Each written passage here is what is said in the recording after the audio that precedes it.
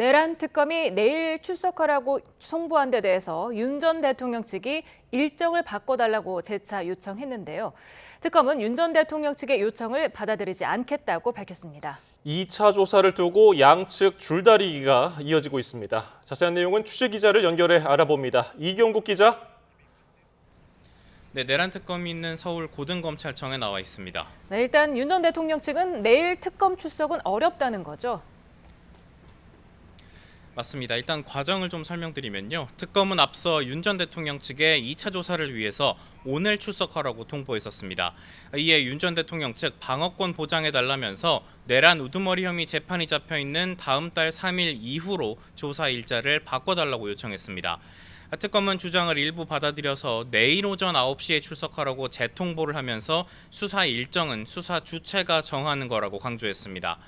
그런데 윤 전 대통령 측 오늘 특검에 조사 일정을 바꿔달라고 다시금 요구했습니다. 변호인과의 사전 협의를 거쳐서 새 출석일을 정해달라고 요청을 했는데요. 또 윤 전 대통령 측은 수사 주체가 일방적으로 일정을 결정할 수 있다는 특검의 인식은 임의수사 원칙 그리고 형사소송법의 정신에 반하는 거라고 주장하기도 했습니다. 예, 특검 측은 변호인단의 요청에 어떤 입장을 밝혔습니까?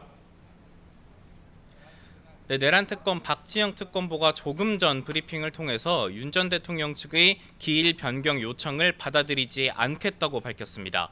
이어서 윤 전 대통령이 내일 출석에 불응할 경우 이번 주 안 특정 일자와 시간을 지정해서 재차 소환을 통보할 예정이라고 밝혔습니다.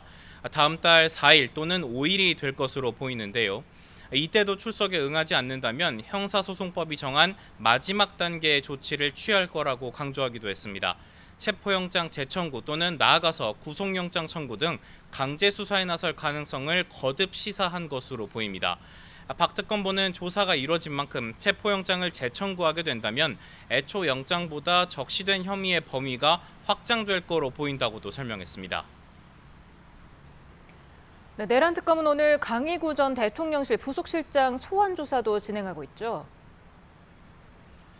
맞습니다. 오늘 오전부터 강 전 실장 조사가 진행되고 있습니다. 강 전 실장은 지난해 비상계엄 선포 전 일부 국무위원들에게 대통령실로 들어오라고 연락했던 인물이고요. 또 계엄 선포 직전 열린 국무회의의 회의록 초안을 작성한 것으로도 알려져 있습니다. 윤 전 대통령 2차 조사를 앞두고 특검이 국무회의 관련 진술 확보에 나선 것으로 보입니다. 이런 가운데 군 검찰이 내란 특검과 협의해 추가로 기소한 여인영 전 방첩사령관, 문상호 전 정보사령관이 추가로 구속됐다는 소식도 들어왔습니다.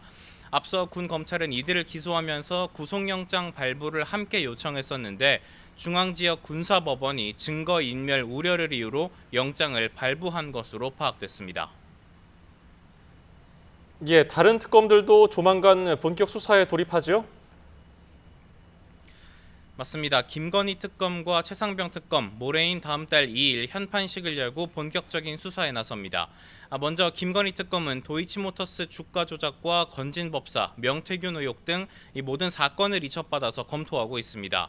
다만 특검 측은 김 여사 측과 소환 관련 협의를 하진 않고 있다면서 시기는 적절한 시점에 결정하겠다고 밝혔습니다. 최상병 특검은 임성근 전 해병대 1사단장에게 수사 개시 당일인 모레 오후 2시까지 출석하라고 통보했습니다.